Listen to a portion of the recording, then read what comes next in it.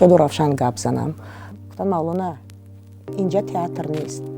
Чӣ қадар сахт расида буд барои ман ки яъне театри мана таҳқир кард. Аслан фикр мекунам саволи додатон хеле писанд омад. Барои чӣ? Барои ки ман пеш аз ин саволи шумо ҳама вақт ҳатто мешуд ки ҳунармандҳо, коргардонҳо қатъиян баҳс мекарданд. Вақте ки мефаҳмонданд, намефаҳмидам, баъд гуфтам ин қадар ман тупой.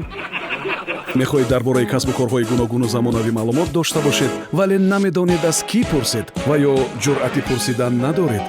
пас мо тамоми ин саволҳоро аз нафароне мехостаатон барои шумо мепурсем. онҳо тамоми воқеиятро ба шумо хоҳанд гуфт. шумо 10 саволи ғалатиро тамошо доред.